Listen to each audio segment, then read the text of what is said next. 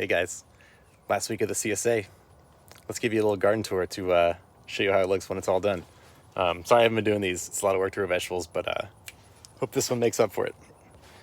Here we go. Here are all these tomatoes. They're reaching to the ceiling, and I have these little hooks here that I can drop them down once they get there, and so they'll kind of start working their way towards the front of the hoop house here as I kind of lean them over. But I just picked these this morning, so there's all just green ones on here, mostly. But yeah, these guys have been doing good. Got a few little starts over there, some microgreens, but I got a bunch of things going for pumpkins and melons. I'm gonna try some new ideas here on how to crop those out in a little different style than I usually do. Anyways, here we go. Let's get into the garden. The pollinator garden came out pretty good. The poppies have already gone through their thing. Got a lot of nice marigolds. Got some herbs for me in there. Coreopsis kind of fell over, but some other pretty stuff back there. And there's that nice little chair. You can go sit in there and enjoy your evening looking at the garden. But here we go. Let's get in here.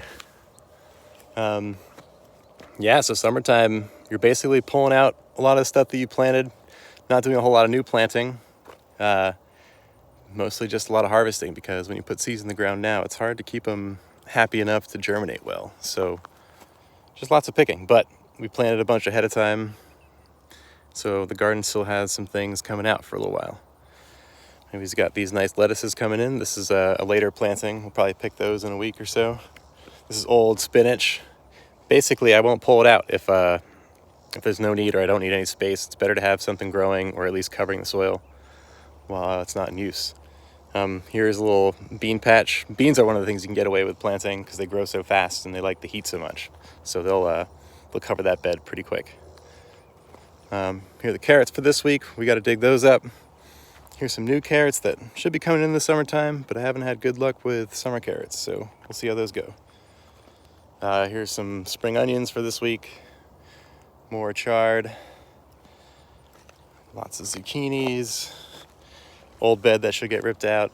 Got some basil. Here's more lettuce under this row. I kind of transplanted this one day. Oh yeah. When you put shade cloth over things, the leaves stay really nice. But I think I might pull it off and let those get the full sun. But it's nice to do that because the transplants are so much happier because they have such a hard time when you first put them in the ground. A bit shocking for them. Anyways, here's a big row of tomatoes. These are the heirlooms. Those aren't going to be ready, I don't think. There's been a few that look like they're starting to turn red, but not enough to give you guys this week, so sorry. But, I should tell you, I'm doing the pre-orders if you haven't heard of those already. So if you go to the website, bunkerfarms.net, you can put your email in and you can order yourself up one of these tasty little fellas. But yeah, same pickups as the CSA. So if you don't get those emails, go for it, because there's still things to come out. Not going to do a CSA right away. I might do another one later on in the year, but as of now, I think during the summertime, it's not a whole lot of variety going on. So I'd rather just kind of keep it simple for me. And it's so hard to work in the summer too. It's so hot. Nice poblanos here. I know there's one, there's a couple. Yeah, little peppers coming in. These are supposed to turn different colors, yellow, orange, and red. Cucumbers are still cranking. Hang these guys up on this netting here. That's pretty fun.